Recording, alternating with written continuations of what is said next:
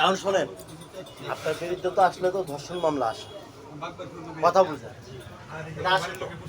কিন্তু মেয়ে ভদ্র, মেয়ে কিন্তু সব জায়গায় যাওয়ার জন্য রেডি, সব জায়গায় যাওয়ার জন্য রেডি।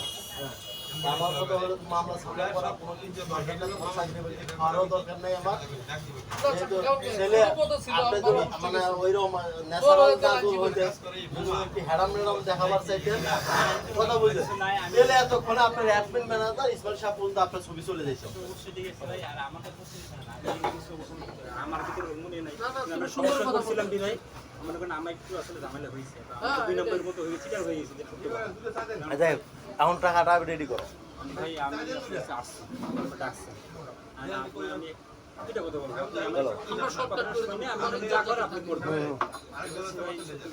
আমি বলছিলাম আমি একটা মানে খারাপের ভিতরে পড়ে যায় এরকম একটা হয়ে গেছিলাম, তো প্রায় আমি 5 লাখ টাকা ঋণ হয়ে গেছিলাম।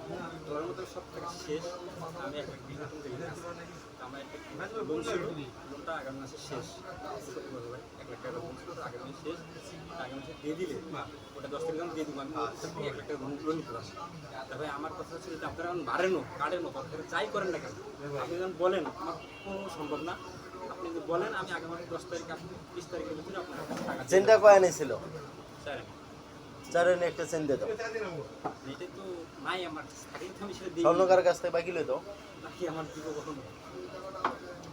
একটা ফ্রিজ লও, তাহলেই তো হয়। দোকান থেকে একটা ফ্রিজ লও, তুমি সে লাইন চিপ তোমার পরিচয় পেলে এমনি একটা দিতে হবে। কিন্তু আসলে ওই জিনিসটা যদি আমি এখন নিলাম যে নিলাম 6 মাসে দিয়ে পারবে, 7 মাসে সেটা আমি দিলাম, সময় পাইলাম 1 বছরও দিতে পারবো, নিলে কি হয়ে যাবে? এই ঝামেলা শেষ। হ্যাঁ একটা ফ্রিজের দাম 49,000 টাকা কিস্তিতে ধরে।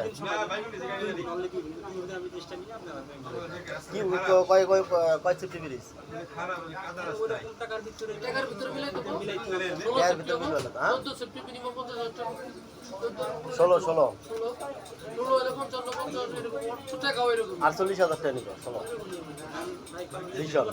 আমি যদি আপনার ভাড়া থাকেন আমার সম্ভব না, সত্য কথা। আর আপনি আবার বলছেন আমি সহজ কিন্তু একটা বিষয়টা দিয়ে দিচ্ছি। বলে দিয়েছেন এই জন্য প্রথমে 2 দিন সময় দিতে লাগবে, ম্যানেজ করে আমি আপনাকে বাসা কই? আমার বাসায় এই যে অনন্ত পিছনে কার বাসায়? এটা নতুন বাসা আসছে তো, আমি বাড়ি লাগেরা বাড়ি এলাম না, আমি যাই পিছনে কোন গলিতে, কোন সাইডে? বাম সাইডে দুতলা, বাম সাইডে দুতলা গলি দে মহিলা গলি।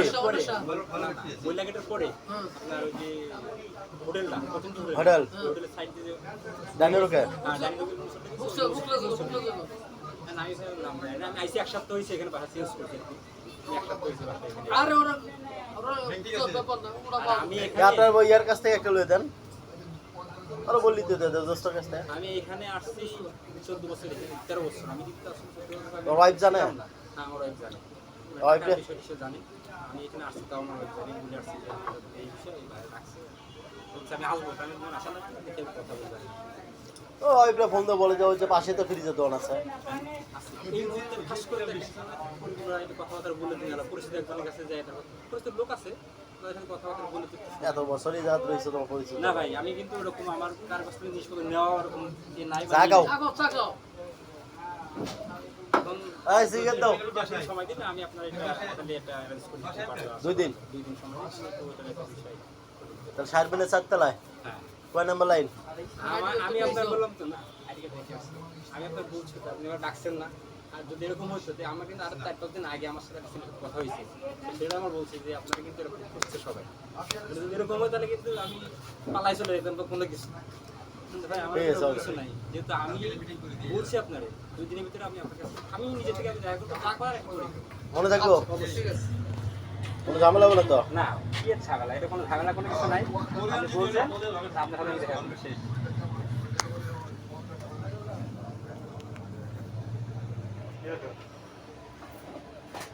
আমি আপনার সাথে দেখা করবো।